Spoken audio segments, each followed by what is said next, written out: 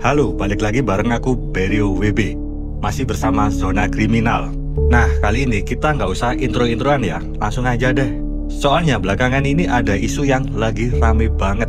Katanya Presiden Prabowo nyuruh Bank Indonesia cetak uang lebih banyak. Kayak gampang aja gitu loh. Seolah-olah kayak ada printer di ruang kerjanya BI. Terus tinggal klik print, tet, keluar 100 triliun. Beuh, siap dipakai buat check out di marketplace. Nah, kalau emang beneran segampang itu, mungkin sekarang rakyat kecil nggak pusing mikirin harga beras ya, atau bayar cicilan motor. Tapi ya balik lagi, ini dunia nyata bos. Nggak semanis halu-halunya si netizen, atau obrolan di grup-grup WhatsApp.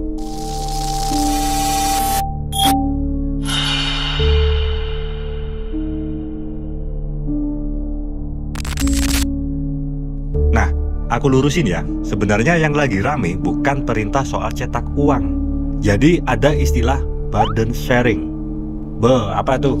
Udah pakai istilah Inggris aja ya. Jadi makin bingung kan? Padahal kalau disederhanain, artinya tuh secara gampang disebutnya bagi-bagi beban. Jadi kan sekarang negara punya program besar, butuh duit banyak.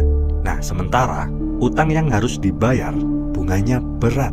Nah, makanya biar nggak semuanya itu ditanggung oleh APBN, Bank Indonesia ikut nimbrung, bantuin ngebayar sebagian bunga itu. Jadi kalau ibaratnya APBN itu warung, Bank Indonesia itu kayak tetangga yang ikut patungan buat beli gula. Gula tetap ada, tapi beban bayarnya nggak ditanggung sendiri. Jadi ibaratnya bayangin kamu punya warung kecil. Kamu butuh modal buat isi barang kan pastinya. Contohnya nih, misalkan mie instan, kopi, atau minyak goreng. Lalu kamu pinjem ke koperasi. Tapi bunganya kan otomatis bikin tambah pusing kan? Nah, akhirnya ada tetangga yang baik hati, lalu bilang, udahlah sebagian bunganya biar aku yang tanggung. Yang penting warungmu jalan terus. Nah, seperti itulah. Seperti itulah bahasa sederhananya burden sharing. Bukan tetanggamu yang tiba-tiba bikin uang palsu, lalu dikasihkan ke kamu. Tapi lebih tepatnya, ikut patungan supaya bebanmu nggak terlalu berat. Jadi, jangan salah paham dulu. Burden sharing itu bukan sulap-sulapan nyetak duit. Tapi lebih kayak strategi gotong royong di level keuangan negara. Nah, tapi kenapa? Kenapa banyak orang yang teriak, ini sama aja kayak cetak uang secara berlebih? Soalnya itu gini.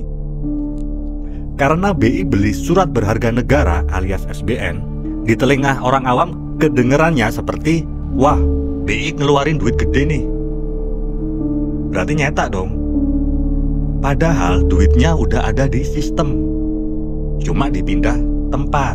Ibaratnya sama kayak kamu naruh duit di celengan ayam, terus kamu pindahin tuh ke dompet buat belanja. Jadi itu kan bukan nyetak duit baru, tapi cuma ngatur posisi aja.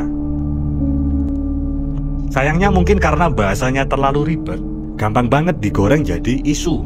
Negara kita lagi ngeprint duit banyak guys. Tapi jangan salah ya, walaupun bukan cetak duit secara langsung, kalau kebijakan seperti ini itu kebablasan, efeknya bisa mirip. Pasar bisa mikirnya gini, wah, BI udah nggak independen lagi nih, udah jadi mesin ATM pemerintah. Nah, kalau investor udah curiga, ya bisa lari. Rupiah jadi lemes, harga-harga naik, inflasi otomatis nambah.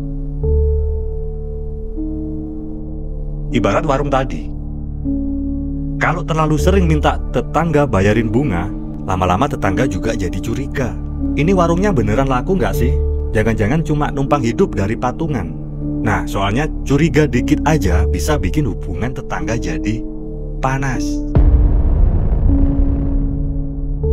Nah, itu tadi kan sisi buruknya. Sekarang juga ada sisi baiknya. Burden sharing bisa bikin ekonomi lebih cair. Duit pemerintah yang tadinya ngendap di Bank Indonesia, sekarang bisa ditarik tuh buat diputer di bank. Jadi bank punya modal buat kasih kredit ke masyarakat.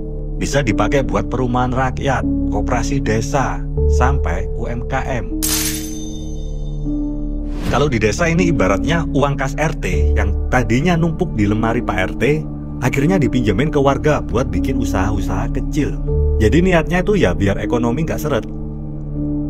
Tapi ya balik lagi, kalau PRT terlalu sering bagi-bagi duit tanpa kontrol, bisa-bisa duit kas RT jadi habis, warga jadi ribut, dan rapat warga berubah jadi arena debat.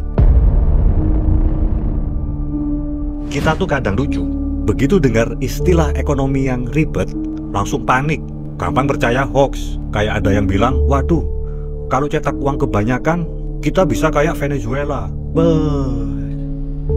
Kejauhan bos. Soalnya ya, situasi tiap negara itu jelas beda. Memang ada risiko inflasi, ada risiko kepercayaan pasar, tapi ya tetap aja nggak bisa langsung disamain. Tapi ya balik lagi, masyarakat kita itu kadang suka lebay. Dengar kata cetak uang, langsung ngebayangin uang 50 ribuan berhamburan dari langit, kayak lomba panjat pinang 17 Agustusan tuh. Tapi nyatanya, yang jatuh ke kepala kita bukan uang, tapi harga cabai yang naik. Lalu yang bikin miris, kadang rakyat juga jadi penonton pasif. Ada isu ekonomi dikit, hebohnya di medsos. Padahal kita itu perlu paham, kebijakan kayak gini, ujung-ujungnya tuh juga bakalan nyentuh ke kehidupan kita. Dari harga beras, cicilan kur, sampai biaya sekolah anak. Harusnya kan tanya balik ke pemerintah. Kalau memang burden sharing bisa bantu kredit koperasi jalan, apakah kita udah siap untuk memanfaatkannya? Atau malah cuma jadi penonton dari jauh sambil nyinyir? Jadi, aku ingetin sekali lagi, burden sharing itu bukan cetak duit. Bukan juga trik sulap pemerintah biar masalah ekonomi jadi hilang. Ini lebih kayak strategi darurat, patungan biar beban nggak numpuk di satu pihak. Kalau ini dikelola dengan baik, bisa bantu ekonomi tumbuh.